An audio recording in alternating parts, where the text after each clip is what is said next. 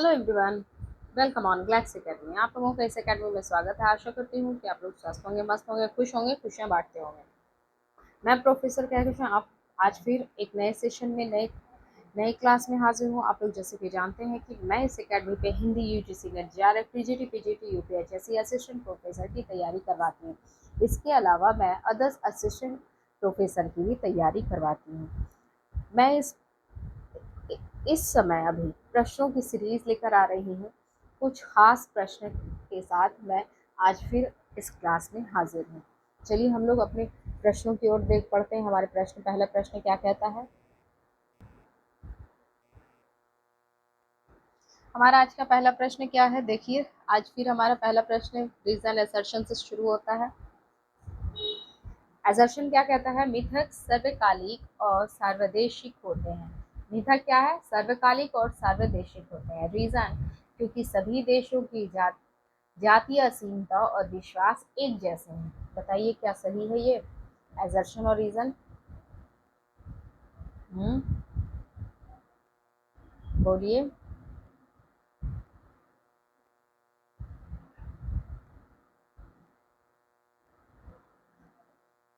ठीक से पढ़िए, क्या बोल रहा है। मिथक सर्वकालिक और सार्वदेशिक होते हैं। क्या मिथक सच में सार्वकालिक और सार्वदेशिक होते हैं? नहीं, बिल्कुल भी नहीं होते हैं। बिल्कुल भी नहीं, ये क्या है, गलत है। रीजन अब देखते हैं, क्योंकि सभी देशों की जातीय असीमता और विश्वास एक जैसे होते हैं। क्या सभी देश में एक जैसे लोग रहते हैं, एक ही जाति के लोग होते हैं? क्या उसकी असीमता एक है, विश्वास एक है? हो सकता है ये पॉसिबल? नो, बिल्कुल बिल्कुल भी नहीं है। ऐसा बिल्कुल भी नहीं है। इसलिए यहाँ ए और आर दोनों ही गलत है। ए और आर दोनों ही गलत है। तो हमारा ए और आर गलत कहाँ है? ए नंबर में ही हमें देखने को मिलता है ना। ठीक है, कोई दिक्कत है? नहीं दिक्कत है। हम लोग नेक्स्ट प्रश्न की ओर बढ़ते हैं। भारतेंदु युग आधुनिकता का प्रवेश द्वार है। ये कौन कह रहा है? एजर्शन। क्या बोल रहा है? भारतेंदु युग आधुनिकता का प्रवेश द्वार है, क्योंकि भारतेंदु युगीन साहित्य में पश्चिमी संस्कृति के संघात से शुद्ध भारतीयता का उदय हुआ। ये तो बड़ा विचित्र बात कह रहा है। भारतेंदु युगीन आधुनिकता का प्रवेश द्वार है, ये तो एक समझ में आ रहा है। ठीक है, लेकिन यहाँ जो रीजन दे रहा है, ये जो तर्क दे रहा है, क्योंकि, इसको देखिए, क्योंकि भारतेंदु युगीन साहित्य में पश्चिमी संस्कृति के संघात से शुद्ध भारतीय का उदय हुआ। क्या ये मुमकिन है? क्या ये हजम करने वाली बात है? बिल्कुल भी नहीं, बिल्कुल भी नहीं। तो ये सही है, पर ये रीजन गलत है। ठीक है, असर्शन सही है और रीजन बिल्कुल ही गलत है। इसलिए हमारा ए सही होता है और आर गलत। कहाँ हुआ है हमारा ए सही और आर गलत? तो ये हमारा ए नंबर में, ए सही और आर गलत। क्लियर? चलिए नेक्स्ट प्रश्न की ओर बढ़ते हैं। हमारा नेक्स्ट प्रश्न फिर से असर्शन एंड रीजन से है। रहस्य भावना के लिए, एक मिनट, यहाँ कुछ मिस्टेक्स हो रहे हैं। रहस्य भावना के लिए द्वैत की स्थिति भी आवश्यक और अद्वैत का आभास भी। क्या बोल रहा है? रहस्य भावना के लिए द्वैत की स्थिति भी आवश्यक है और अद्वैत की का अभ्यास भी। ठीक है, अब रीजन देख लेते हैं। रीजन क्या है? क्योंकि एक के अभाव में विरह की अनुभूति असंभव हो जाती है। क्या हो जाती है? असंभव हो जाती है, और दूसरे के बिना मिलन की इच्छा आधार खो देती है। अब बताइए आप लोग, रहस्य भावना के लिए द्वैत की स्थिति भी आवश्यक है, सही है, और अद्वैत का आभास भी। चलिए, ये असर्शन तो सही समझ में आ रहा है। लेकिन अब रीजन की ओर बढ़ते हैं। क्योंकि एक के अभाव में विरह की अनुभूति असंभव हो जाती है। एक के अभाव में अगर कोई एक ना हो तो विरह की अनुभूति क्या होती है, असंभव हो जाती है, और दूसरे के बिना मिलन की इच्छा आधार खो देती है। ठीक है, सही है। तो यहाँ ये दोनों ही सही है, तो एजर्शन एंड रीजन दोनों ही सही है। कहाँ है हमारा ए नंबर, ए एंड आर दोनों ही सही है। ठीक है, अब हम लोग नेक्स्ट प्रश्न की ओर बढ़ते हैं। हमारा नेक्स्ट प्रश्न क्या कहता है, सिद्धों में प्रचलित महामुद्रा शब्द का अभिप्राय क्या है, बताइए। सिद्धों में प्रचलित महामुद्रा शब्द का अभिप्राय क्या है। सिद्धि, सिद्धि हेतु आसन का एक रूप, सिद्धि हेतु की जाने वाली एक क्रिया, सिद्धि प्राप्त हेतु स्त्री संसर्ग, सिद्धि प्राप्त हेतु स्त्री से विरक्ति। क्या होगा इसका सही उत्तर,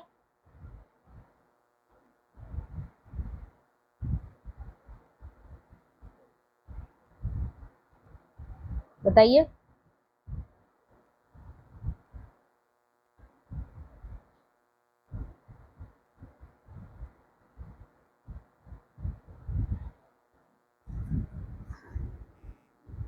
तो इसका सही उत्तर होगा सी नंबर। क्या होगा, सिद्धि प्राप्त हेतु स्त्री संसर्ग। अच्छा, आप लोगों को ये पता है कि ये सिद्ध शब्द कहाँ से आया, तो ये सिद्ध शब्द कहाँ से आया है, बौद्ध धर्म के वज्रयान शाखा से। कहाँ से आया है, बौद्ध धर्म के वज्रयान शाखा से आया है। क्लियर, ये कहाँ से आया है, तो ये बौद्ध धर्म के वज्रयान शाखा से आया है। ये प्रश्न बन सकता है बौद्ध धर्म से, ये आप लोगों को जानना जरूर चाहिए। अच्छा, महामुद्रा की बात अब करते हैं कि ये वर्ड आया कहाँ से। तो सुनिए, ये जो है महामुद्रा, यही व्याख्या की जाती है। कहाँ व्याख्या की जाती है, ये बौद्ध धर्म के वज्रयान में, वज्रयान शाखा जो है ना, यहीं पर व्याख्या की जाती है। इसके बारे में क्या व्याख्या की जाती है कि तांत्रिक उपासना में वो साधना सिद्ध योगिनी, क्या है, तांत्रिक उपासना में वो साधना जो सिद्ध योगिनी, जिसे साधक अपनी सहचरी बनाकर साधना करता है। बात समझ रही है, जो साधक है अपनी साधना किसके अनुसार कर रही है, कोई सहचरी बन करके साधना कर रहा है किसी साधक को लेकर के, तब उस साधना पद्धति को महामुद्रा कहा जाता है।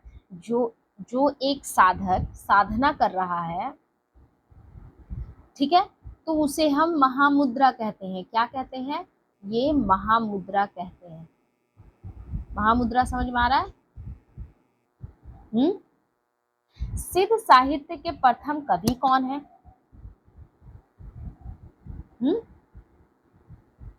बताइए।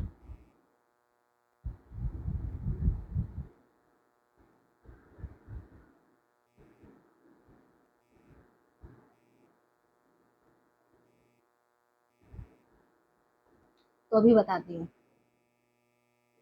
सिद्ध साहित्य के प्रथम कवि, और एक बात और, इसमें एक ट्विस्ट आ रहा है, ध्यान दीजिएगा। हिंदी के प्रथम कवि कौन है, बताइए कौन है। तो आंसर क्या है, बताइए बताइए।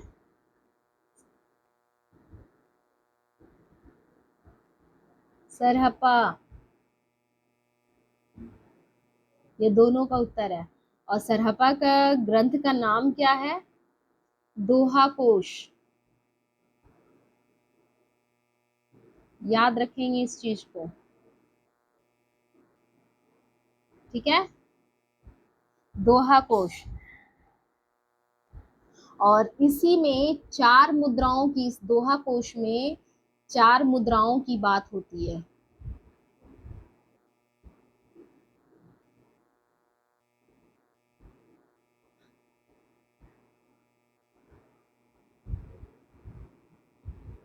अब वो मुद्रा कौन कौन सा है?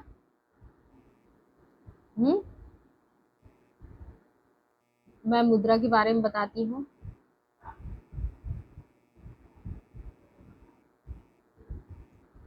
एक है करम मुद्रा, दूसरा है धर्म मुद्रा, तीसरा है ज्ञान मुद्रा, चौथा है महामुद्रा। ठीक है, ये मुद्रा कहाँ मिलता है हमें, कहाँ देखने को मिलता है? तो दोहा कोश में। और दोहा कोश किसकी रचना है? तो सरहपा का ग्रंथ है। वहीं हमें मुद्रा के बारे में देखने को मिलता है। क्या क्या मुद्रा है? तो कर्म मुद्रा, धर्म मुद्रा, ज्ञान मुद्रा, महामुद्रा। ठीक है, बात समझ में आ रहा है? क्या अकेले मैं ही बोल रही हूँ? आना चाहिए सबको, समझ नहीं आएगा तो आप लोग फिर कमेंट बॉक्स में कमेंट जरूर करेंगे, मैं आप लोगों को बताऊंगी। नेक्स्ट प्रश्न क्या कहता है? जायसी के श्रृंगार में मानसिक पक्ष प्रधान है, शारीरिक गौण। यह कथन किस आलोचक का है? बताइए। जायसी के श्रृंगार में मानसिक पक्ष प्रधान है, शारीरिक गौण है। बात समझ में आ रहा है ना?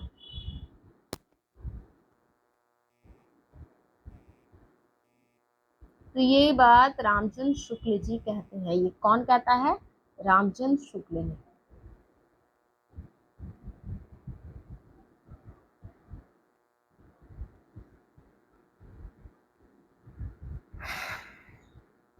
जायसी के ग्रंथ रचनाओं का नाम बता सकते हैं आप लोग?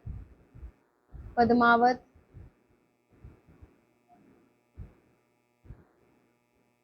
अखरावट,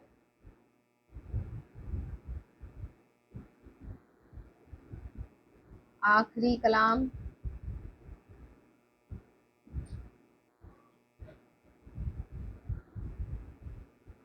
ठीक है।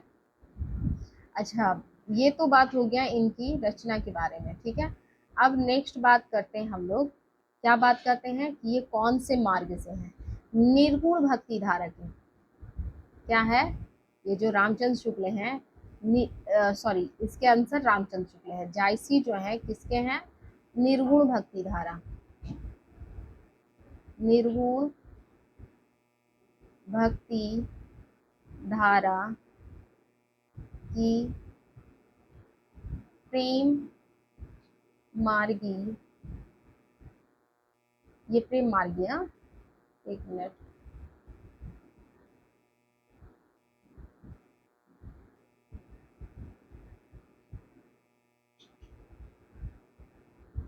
ठीक है।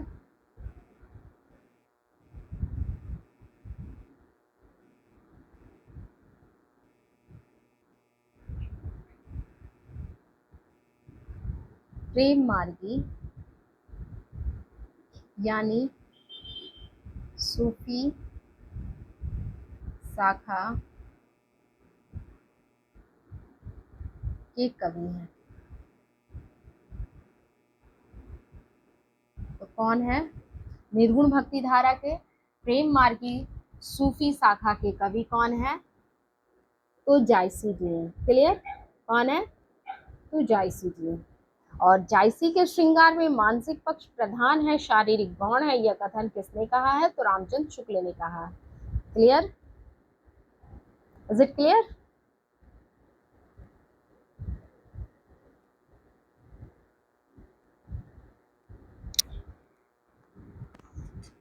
चलिए, क्लियर है तो आगे बढ़ते हैं। अच्छा, जायसी के रचनाओं के बारे में आप लोग को याद हो गया ना? पद्मावत है, अखरावट है, आखिरी कलाम है। ठीक है, नेक्स्ट बढ़ते हैं। हमारा नेक्स्ट प्रश्न क्या कहता है?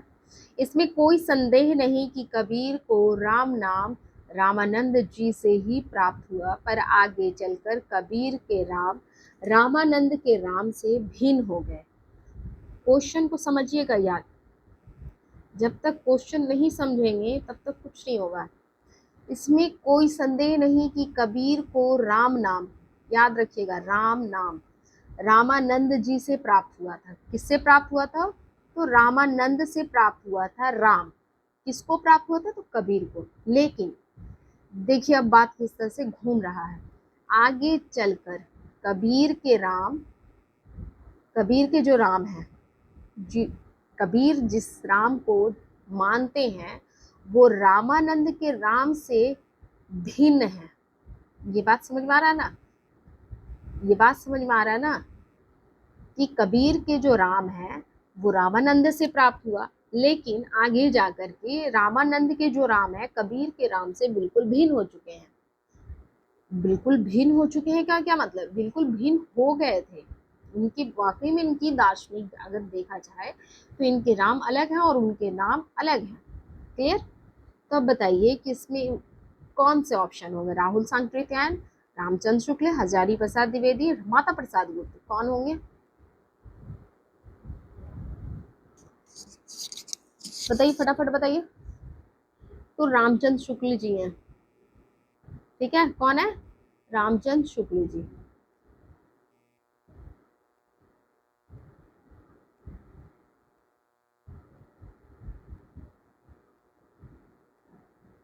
अच्छा, कबीर के बारे में तो सभी ने कुछ ना कुछ लिखा है, बच्चन जी भी लिखे हैं और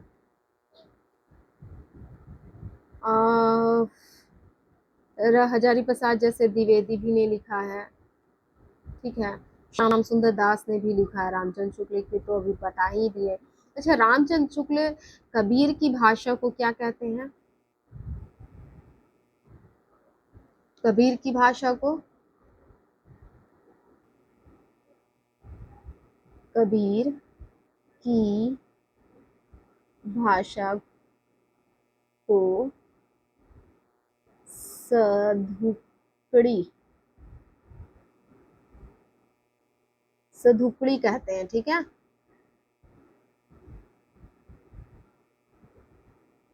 ठीक है। रामचंद्र शुक्ल कबीर की भाषा को क्या कहते हैं? सधुकड़ी कहते हैं। और हजारी प्रसाद द्विवेदी यानी एचपीडी,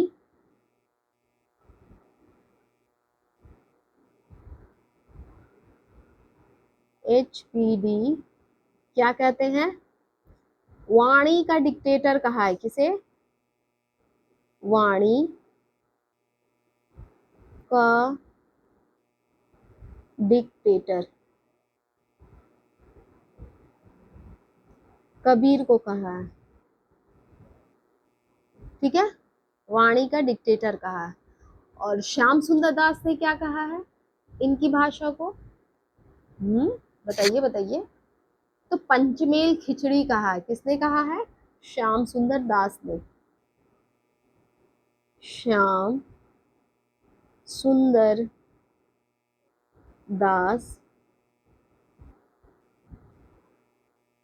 पंचमेल खिचड़ी कबीर की भाषा को कहा है।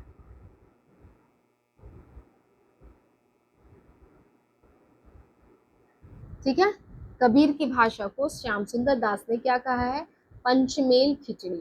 क्योंकि ये इधर उधर हमेशा घूमा करते थे, ये कभी भी एक जगह नहीं रहते थे। तो ये जहाँ जाते थे ना तो वो वहाँ के भाषा को अडॉप्ट कर लेते थे और उस पर अपनी मतलब कुछ ना कुछ कह देते थे।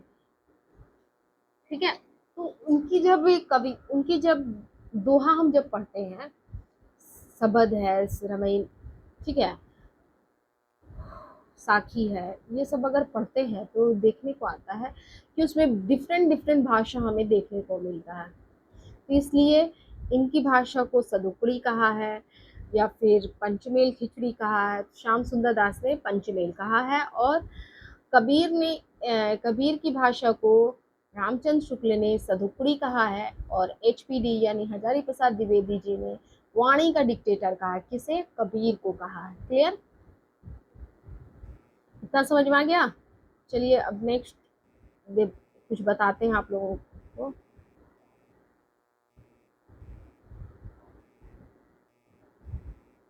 और इसमें कुछ बताने लायक है। कबीर को वाणी संग्रह किसने किया था? कबीर की वाणी संग्रह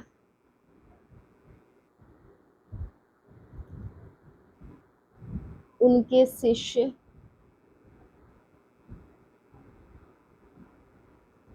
धर्मदास ने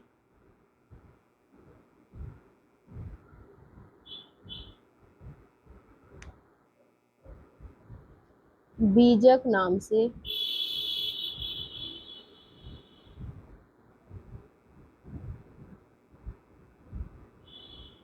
1464 में किया। ठीक है, जो 3 भागों में है। कौन, कितने भागों में? 3 भागों में। कौन कौन है? रामायणी, दूसरा क्या है? सबद, तीसरा क्या है? साखी। ठीक है, 1 नंबर में रामायणी, 2 नंबर में सबद, 3 में साखी है। कबीर की वाणी संग्रह उनके शिष्य धर्मदास ने बीजक नाम से 1464 में किया। 1 नंबर है रामायणी, 3 भागों में किया है।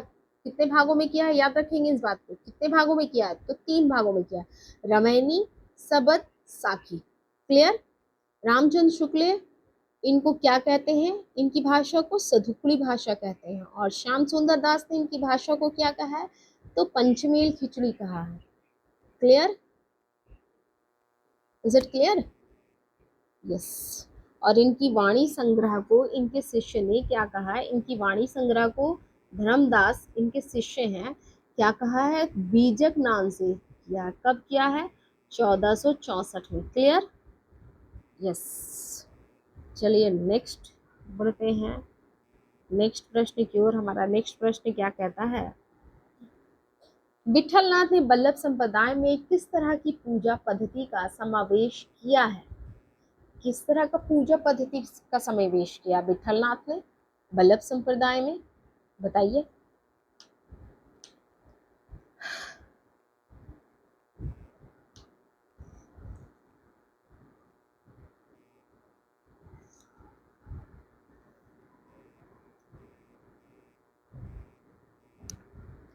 युगलोपासना किस तरह से किया है? युगलोपासना।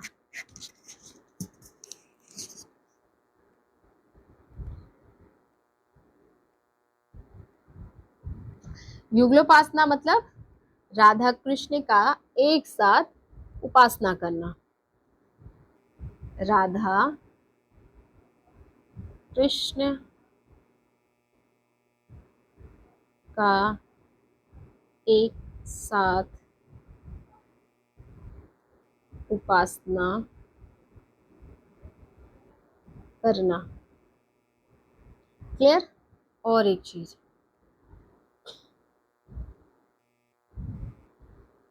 स्वामी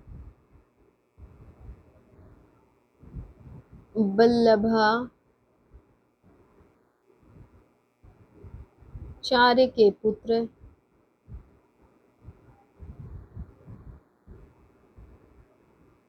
गोसाई विठल नाथ ने बल्लभ संप्रदाय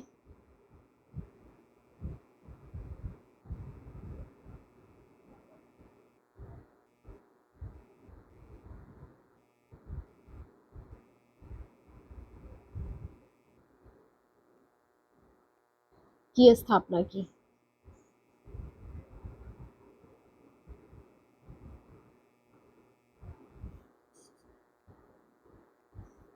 ठीक है,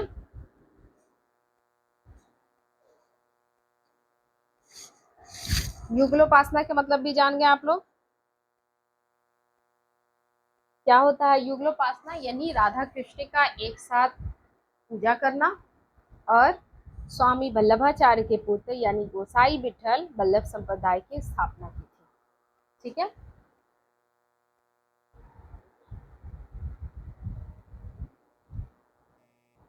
कुछ पूछना है किसी को?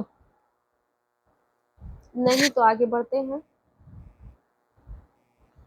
नेक्स्ट प्रश्न क्या कहता है, सचैव सचिव वैद घ्रु तीनी ज्यों प्रिय बोलहि भय आस राजधर्म तन तीनी करहोहि बेगहि नास। यह दोहा रामचरित मानस के किस कांड में है? बालकांड, अयोध्या कांड, सुंदरकांड, लंका कांड, बताइए किसमें है?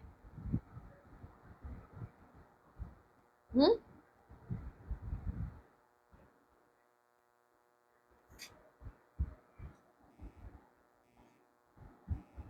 तो यह कांड सुंदरकांड में है। किसमें है?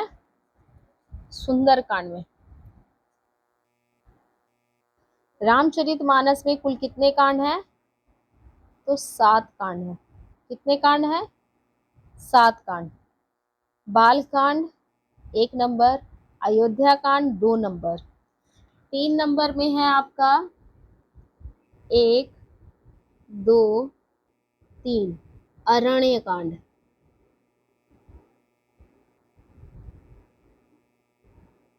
सीक्वेंस से लगा याद कर लेंगे क्योंकि यह सीक्वेंस में पूछा जाता है, ठीक है, इसलिए मैं बता दे रही हूँ। चौथा में है आपका किष्किंधा कांड। किष्किंधा कांड, ठीक है। और ये 5वें नंबर में है सुंदरकांड। कितने नंबर में है? 5वें नंबर में सुंदरकांड, ठीक है। और 6ठे नंबर में है लंका कांड। और 7वां नंबर में क्या है? उत्तरकांड।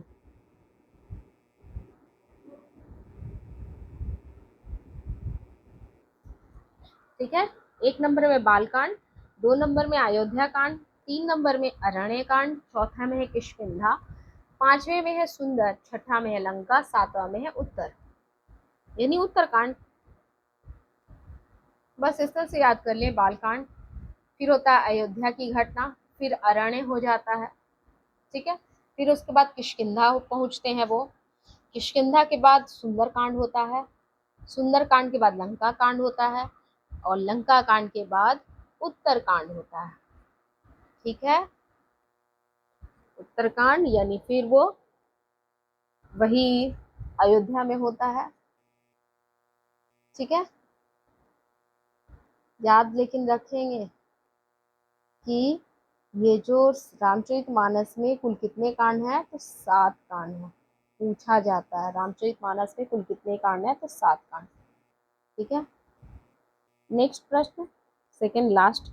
तुलसी ने रामचरितमानस के किस कांड में कलयुग के वर्णन किया? रामचरितमानस के किस युग में कलयुग की वर्णन है? बताइए इसमें।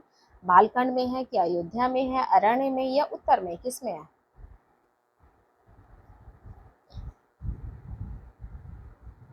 बताइए बताइए।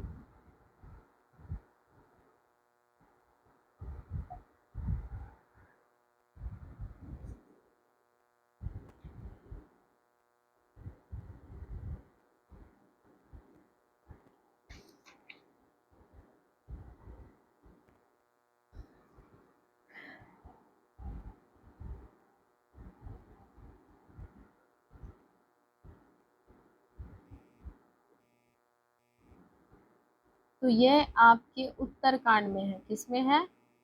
उत्तरकांड में है, ठीक है। कलयुग का वर्णन किसमें हुआ है? उत्तरकांड में हुआ है।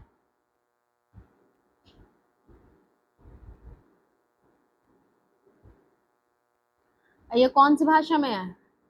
रामचरितमानस किस भाषा में है? ये भी क्वेश्चन पूछता है। अवधी भाषा में। किसमें है?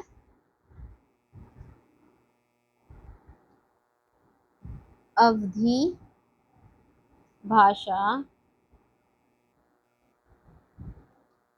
ठीक है, अवधी भाषा में।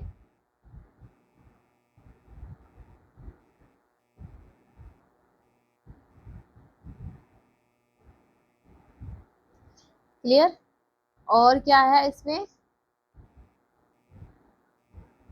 दोहा,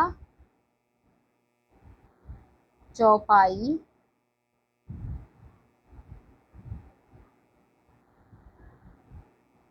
छंद में रचित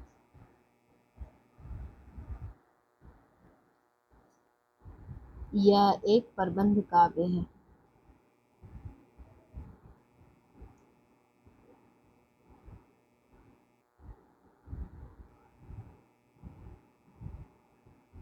कौन है ये प्रबंध काव्य? रामचरितमानस। क्लियर? दोहा चौपाई छंद में कौन है? तो रामचरितमानस है। यह एक प्रबंध काव्य है। रामचरितमानस कैसा काव्य है? प्रबंध काव्य है। ठीक है, ये अवधि भाषा में है, याद रखेंगे। चलिए नेक्स्ट प्रश्न बढ़ते हैं हमारा। पीताम्बर दत्त बढ़तवाल के अनुसार रामचंद्रिका है असाधारण महाकाव्य, फुटकर कविताओं का संग्रह, छंदों का अजायब घर, अलंकार मंजूषा। बताइए इसमें कौन सा है?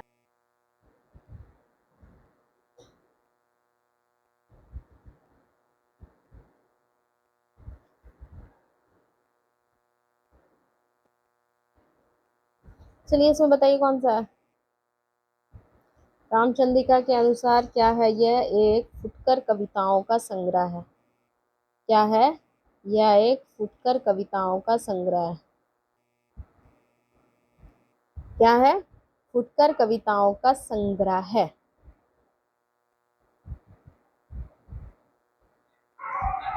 याद रखेंगे, पीताम्बर दत्त बढ़तवाल के अनुसार। किसके अनुसार? पीताम्बर दत्त बढ़तवाल के अनुसार। लेकिन ये रामचंद्रिका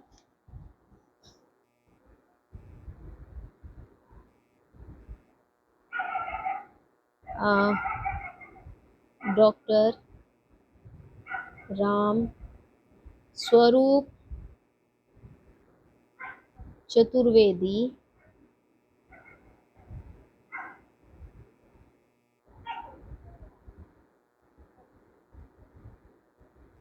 के अनुसार रामचंद्रिका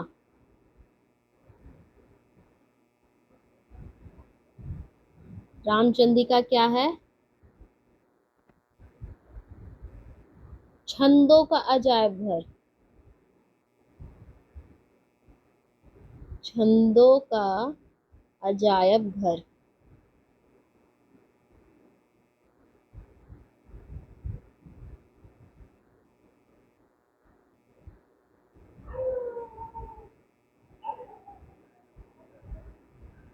ठीक है,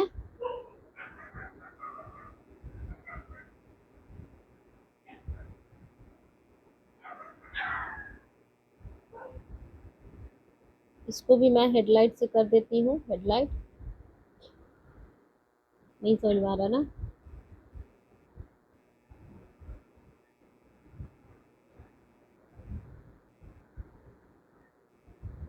एक मिनट।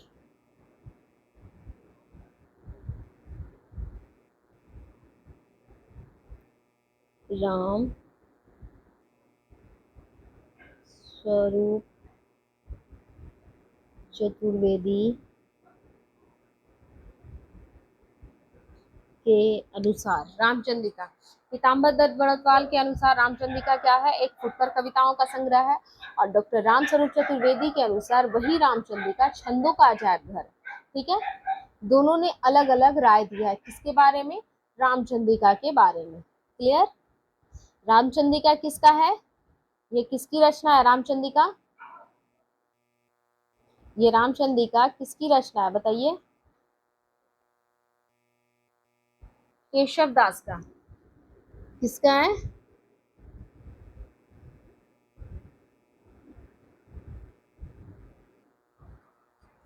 रामचंद्रिका किसका है? केशव दास का, याद रखेंगे।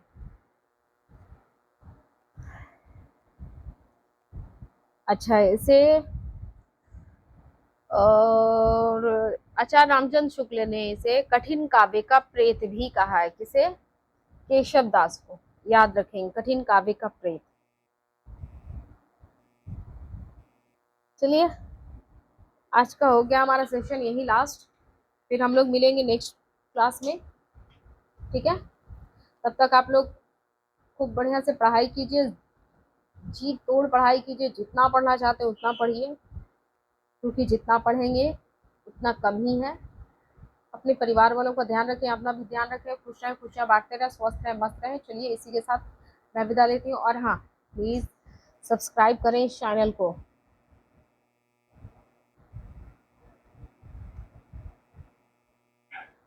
लाइक करें, प्लीज़ प्लीज़ प्लीज़, ये आप लोगों के लिए ही ला रहे हैं और आप लोग भी इसे नहीं करेंगे तो फिर मुझे मोटिवेशन कैसे मिलेगा। मैं आप लोगों के लिए फ्री में कंटेंट विद प्रश्न सीरीज ला रही हूँ।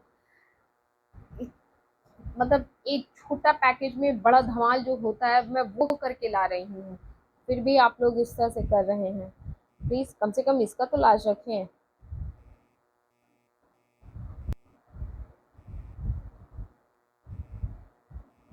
ये गैलेक्सी एकेडमी आप लोगों के लिए ही लेकर आया है इस तरह का कंटेंट, इस तरह का क्वेश्चन, और आप लोग इससे जुड़ नहीं रहे हैं, पता नहीं क्यों, क्या चाह रहे हैं। तो प्लीज़ आप लोग बताएं ना, तो मैं उसमें काम करूँगी। आप लोग तो बता नहीं रहे तो कैसे काम करूँगी। ठीक है, तो आप लोग प्लीज़ इसको चैनल को सब्सक्राइब करें। प्लीज़ आप लोग भूल जाते हैं, क्या करते हैं पता नहीं। चलिए आप लोग से मैं विदा लेती हूँ, बाय बाय। आप लोग अपना अपना ख्याल रखेंगे।